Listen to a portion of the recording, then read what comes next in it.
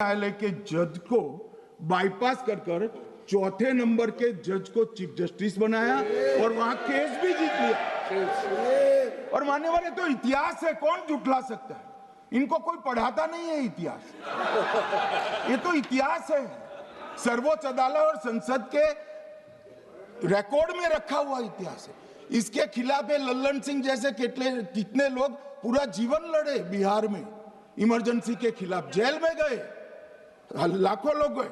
और तीसरी वोट चोरी कहना चाहता हूं, तीसरी वोट चोरी का प्रकार मैंने बताया था कि योग्यता नहीं है और मतदाता बन जाना। अभी एक वाद पहुंचा है, वाद मतलब डिस्प्यूट पहुंचा है दिल्ली की सिविल अदालत में। उसमें डिस्प्यूट ये है कि सोनिया गांधी जी इस देश की नागरिक बनने से पहले मतदाता बने।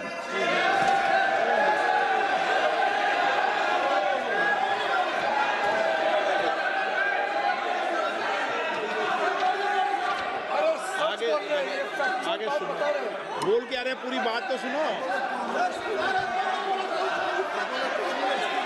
मान्यवर,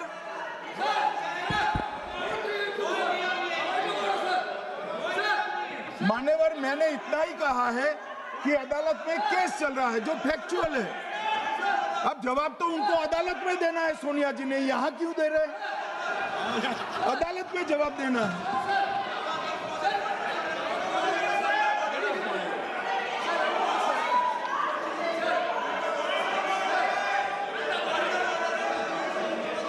बीच के भाषण में पॉइंट ऑफ ऑर्डर नहीं होता। नहीं है sir,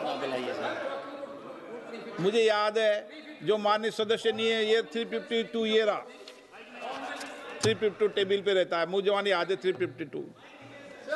Home Minister is speaking about an issue which is pending in the court. Actually, what happens is, Rosaville court, some legal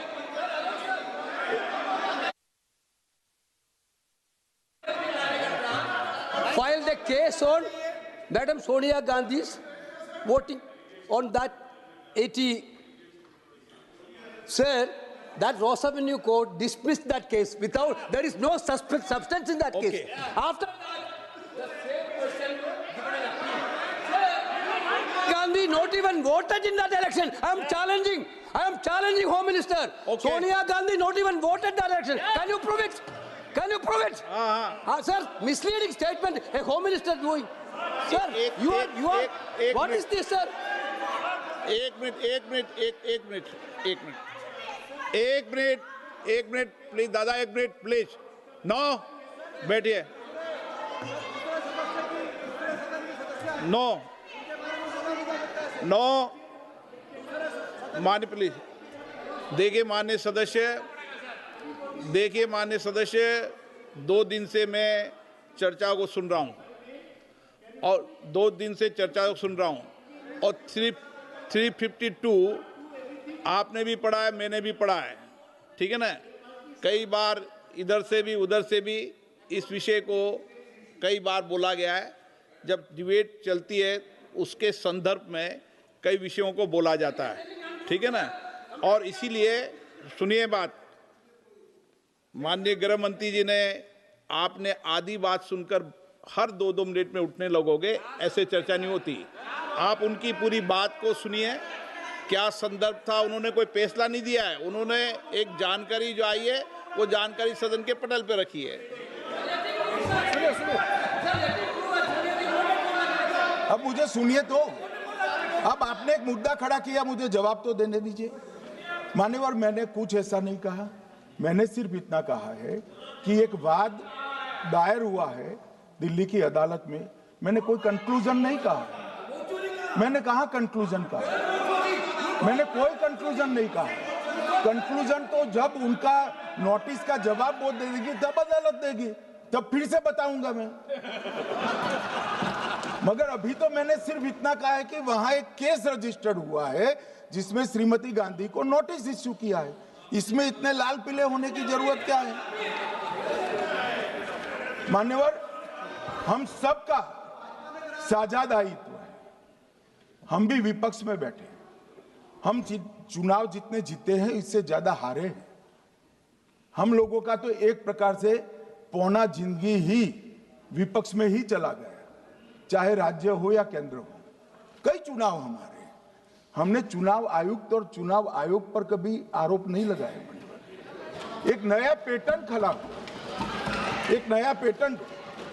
मैं पूरा वाक्य नहीं बताना चाहता। श्रीमती ममता बनर्जी ने चुनाव आयोग पर आरोप लगाए, स्टालिन जी ने लगाए, बीडी सतीशन जी ने लगाए, श्री राहुल गांधी ने लगाए, मल्लिकार्जुन खड़गे जी ने लगाए, तेजस्वी यादव जी ने लगाए, अखिलेश यादव जी ने लगाए, वी शिवन कुट्टी ने लगाए, हेमंत सोरेन जी ने लगाए, भगवंत मान जी ने लगाए। अब पहले तो ऐसी परंपरा सिर्फ कांग्रेस पार्टी में थी, मगर संपर्क का दोष कहता होता है साहब, ये सारे इंडिया अलायंस वाले चुनाव आयोग के खिलाफ आए। मान्यवर, चुनाव आयोग एक तटस्थता से चुनाव कराने वाला संस्थान बनाया गया और इसकी मान्यता कोई पॉलिटिकल पार्टी ने नहीं दी। भाग और अनुच्छेदों के तहत हमारे संविधान ने दी है और ये संवैधानिक प्रक्रिया है। इस संवैधानिक प्रक्रिया पर सवाल खड़े कर कर, अनर्गल आरोप कर कर आप पूरे चुनाव आयोग की एक प्रकार से पूरे दुनिया में इसकी छवि को धूमिल करने का काम कर रहे हैं। आपको लगता है कि आप सरकार की छवि धूमिल करें? ना जी, आप पूरी दुनिया में भारत के लोकतंत्र की छवि को धूमिल करें।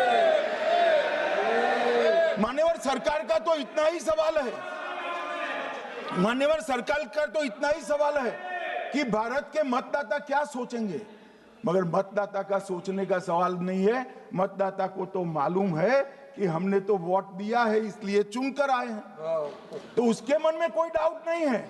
ये वोट चोरी करते रहे, घुसपैठिया बचाओ यात्रा निकाली और बिहार में 2/3 बहुमत से हम जीत गए।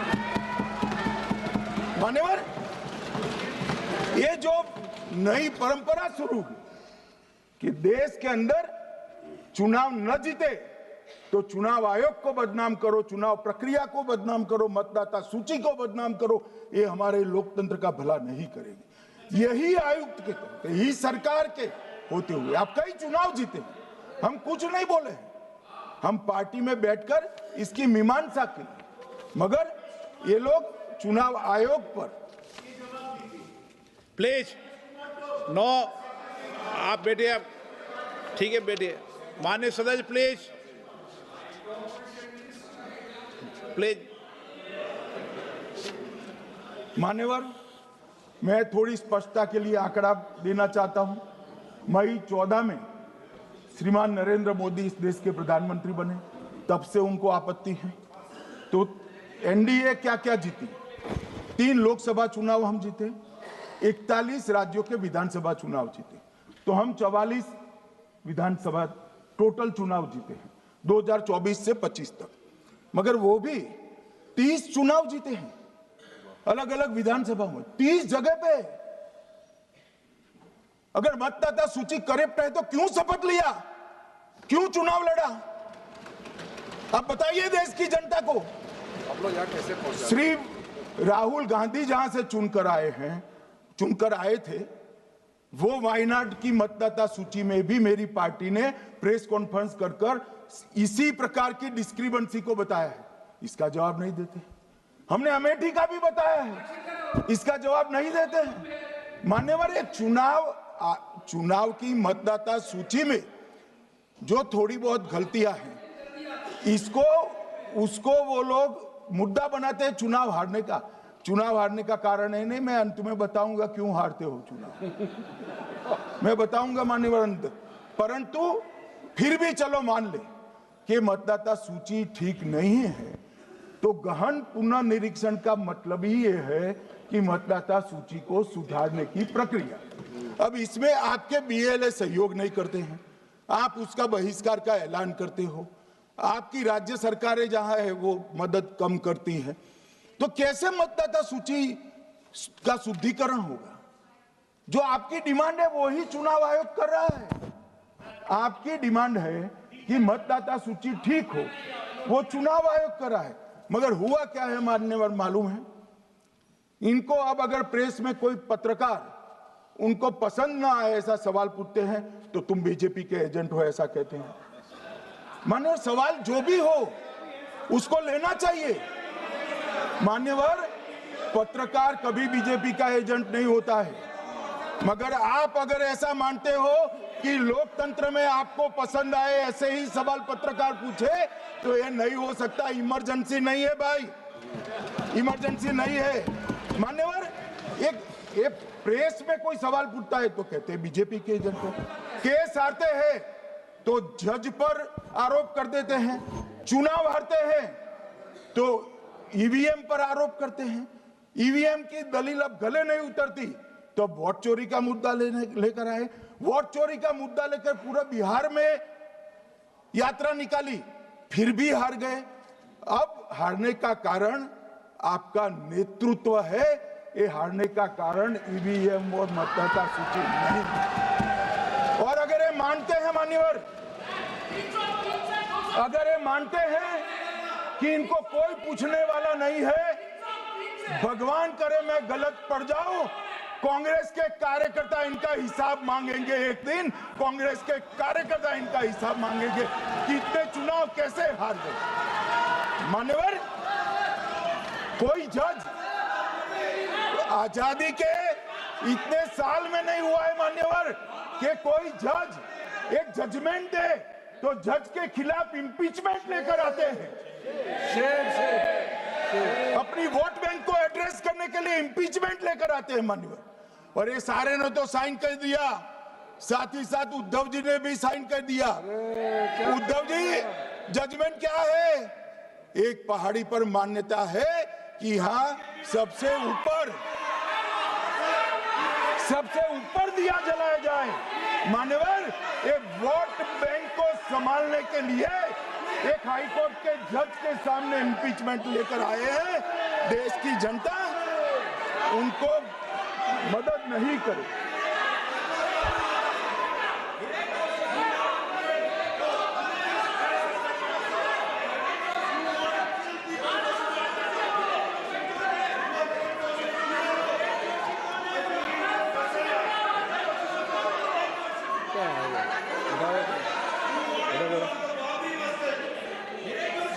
Please no. माननीय गृह मंत्री जी, गौरव जी बैठ जाइए। नया मुद्दा शुरू हो रहा है। प्लीज। अरे भैया, प्लीज मेरी बात सुनो ना। माननीय गृह मंत्री जी, माननीय गृह मंत्री जी, माननीय गृह मंत्री जी, नया मुद्दा शुरू हो रहा है, फिर से खड़ा होगा होना। आप बैठ जाइए प्लीज। नो नो, ये तरीका नो। मणिकम जी प्लीज बैठिए। नो, ये तरीका ठीक नहीं है। प्लीज बैठे। हर आपको ज्यादा समस्या है क्या हर 2 मिनट में खड़े होने की?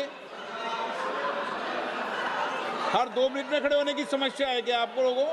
बैठिए, ऐसे नहीं चलेगा। मान्यवर, 2014 के बाद अरे दादा ये भी बैठ गए, अब बैठ जाओ। मान्यवर, 2014 के बाद हारने की परंपरा शुरू हुई। हारने की परंपरा शुरू होने के बाद हाँ जीते ही है, मगर हारने की भी परंपरा हुई है। मान्यवर, हारने की परंपरा शुरू करने के बाद इन्होंने सबसे पहले ईवीएम को निशाना बनाया। आज मैं आपके माध्यम से सदन को और सदन के माध्यम से देश की जनता को बताना चाहता हूं, ईवीएम कौन लेकर आया इस देश में? मान्यवर, कौन लेकर आया? 15 मार्च 1989 को जब राजीव गांधी इस देश के प्रधानमंत्री थे, तब ईवीएम लाने का कानूनी बदलाव किया गया था।